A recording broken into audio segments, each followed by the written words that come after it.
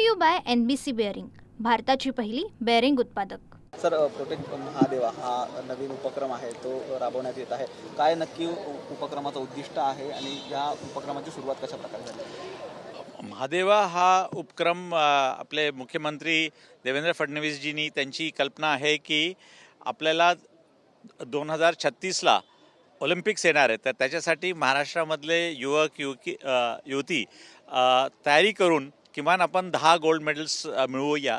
त्यापैकी जे स्पोर्ट्समध्ये अजूनपर्यंत तरी महाराष्ट्र पुढाकारमध्ये नाही आहे, उदाहरणासाठी फुटबॉल, तर त्याच्यासाठी ही एक तयारी आहे। तर याच्यामध्ये आपण 13 वर्षाचे कमी वयाचे मुलं मुली जे खूप चांगलं फुटबॉल खेळतात आणि आपल्या पूर्ण 36 जिल्ह्यामधून, म्हणजे गडचिरोलीमधून 2 मुलं आहेत, सोलापूरमधून आहेत, रायगडमधून आहेत, प्रत्येक जिल्ह्यातून आहेत, ते सिलेक्शन झाल्यानंतर स्काउटिंग जे वेस्टर्न इंडिया फुटबॉल फाउंडेशननी केला, मालोजी राजे इथे उपस्थित आहेत, तर त्या स्पर्धेमधून जे मुलं सिलेक्ट झालेत त्यांचा इथे प्रशिक्षण सुरू आहे आणि या प्रशिक्षणाच्या नंतर 60 मुलं अशी तयार होतील ज्यांना स्वतः लिओनेल मेसी क्लिनिक आणि फुटबॉलचं प्रशिक्षण देणार आहेत 14 डिसेंबरला। आणि त्याच्यानंतर या सगळ्या मुलांना आपण स्कॉलरशिप आणि त्यांचं प्रशिक्षण कायम ठेवणार आहोत, या उद्देशाने की एका वेळी पुढचे 8-10 वर्षात हे सगळेच मुलं आंतरराष्ट्रीय पातळीवर फुटबॉलमध्ये गोल्ड मेडल आणि आंतरराष्ट्रीय पातळीवरचा फुटबॉल खेळू शकतील।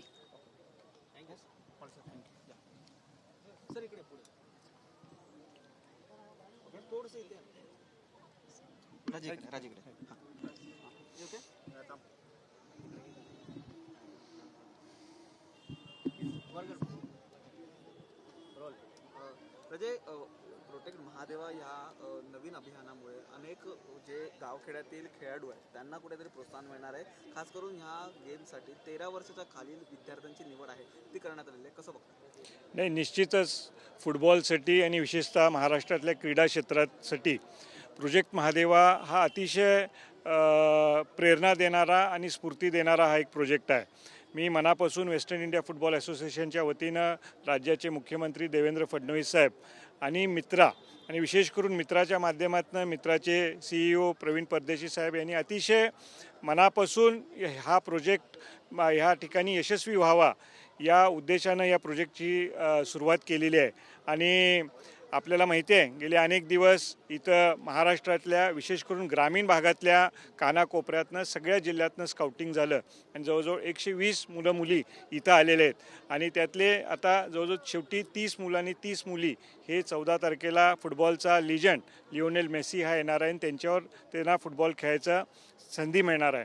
आणि यातून निश्चितपणे फुटबॉल हा जगातला तसा बघितला तर सगळ्यात लोकप्रिय खेळ आहे आणि गरिबांचा खेळ म्हणून हा जगामध्ये ओळखला जातो आणि विशेष करून अशा खेळाला महाराष्ट्रामधनं कुठंतरी चांगलं राज्यस्तरावरनं म्हणजे राज्य सरकारकडून त्याला कुठंतरी सपोर्ट मिळावा या उद्देशानं हा एक चांगला प्रयत्न आहे। निश्चित आम्हाला वाटतं एक राज्य फेडरेशन म्हणून आम्हाला वाटतं यातनं आपल्याकडे महाराष्ट्रामध्ये प्रचंड टॅलेंट आहे, या टॅलेंटला कुठंतरी राजाश्रय मिळण्याची आवश्यकता होती आणि या प्रोजेक्टच्या माध्यमातून याची सुरुवात होती आहे।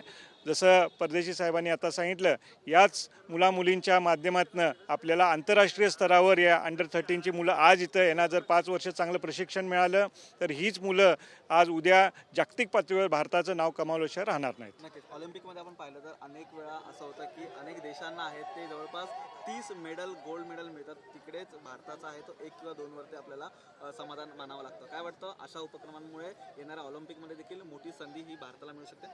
नाही, निश्चित आत्ता जसं सांगितलं त्या पद्धतीनं की हा एक प्रयत्न आहे आणि हा प्रयत्न आत्ता केला तर आपल्याला थोडेसे काही कालावधी जाणार आहे आणि बाहेरच्या देशामध्ये जर आपण बघितलं उदाहरण चायनाचं जर आपण घेतलं तर लहान मुलांनाच अगदी 12 वर्षाखालील 13 वर्षाखालील मुलांना तिथं त्यांना घेतलं जातं, सिलेक्शन केलं जातं आणि त्यांना तंत्रशुद्ध असं प्रशिक्षण दिलं जातं।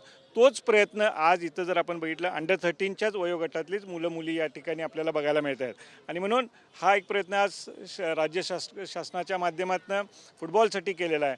हा हळूहळू पुढं देखील सरकार निश्चितपणे करेल हा विश्वास आहे आणि महाराष्ट्राच्या क्रीडा क्षेत्रासाठी निश्चित एक आशादायी चित्र या प्रोजेक्टच्या माध्यमातून निर्माण झालेलं आहे. याच क्रीडा क्षेत्रासाठी राज्य सरकारने जरी या ठिकाणी पाऊल टाकलेलं आहे, राज्य लेवलला सुरू आहे. काय वाटतं येणाऱ्या काळामध्ये नगरपालिकांच्या या स्तरावरती हे संपूर्णपणे गेम आहेत ते खेळले गेले पाहिजेत किंवा त्यांचं प्रशिक्षण आहे ते सुरू झालं पाहिजे?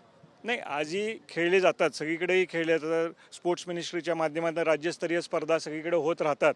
निश्चित त्यात काय म्हणजे अधिक चांगल्या पद्धतीनं सांघिकरित्या सगळ्यांनी जर हा प्रयत्न केला तर निश्चित स्वरूपात वेगवेगळ्या खेळामध्ये चांगली आपली मुलं प्रावीण्य मिळवल्याशिवाय राहणार नाहीत. Brought to you by NBC bearing, भारताची पहिली बेअरिंग उत्पादक.